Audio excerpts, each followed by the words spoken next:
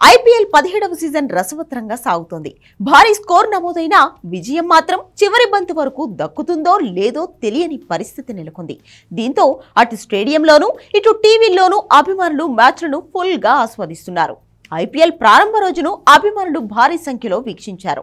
Bollywood, Hollywood స్టార్లు మొదటి రోజు ఇచ్చిన ప్రదర్శనలు ఆకట్టుకున్నాయి. అలాగే తొలి మ్యాచ్ చెన్నై, బెంగళూరుల మధ్య జరిగింది. దీనిలో డిఫెండింగ్ ఛాంపియన్ చెన్నై జట్టు విజయం సాధించింది.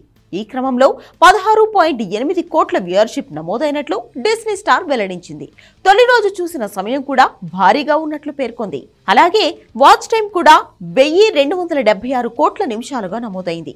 ఇప్పటి వరకు ఇదే అత్యుత్తమమని డిస్నీ స్టార్ వెల్లడించింది. గత సీజన్ తొలి రోజు 870 కోట్ల నిమిషాలు నమోదయ్యాయి. టీవీ వ్యూయర్షిప్ లోనూ 16% పెరుగుదల నమోదైందని డిస్నీ తెలిపింది. ఇక డిజిటల్ ప్లాట్ఫామ్ లో తొలి రోజు జియో సినిమాలోనూ 11.3 కోట్ల వ్యూయర్లు వీక్షించారు. గతేడాదితో పోలిస్తే ఇది 51% అధికమని జియో వెల్లడించింది. అలాగే మొత్తం 660 కోట్ల నిమిషాల వాచ్ టైం నమోదైనట్లు కూడా పేర్కొంది.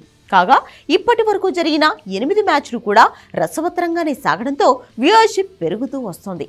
రానున్న వారాల్లో వ్యూయర్షిప్ సరికొత్త రికార్డులు నమోదు చేస్తుందని అంచనా వేస్తున్నారు.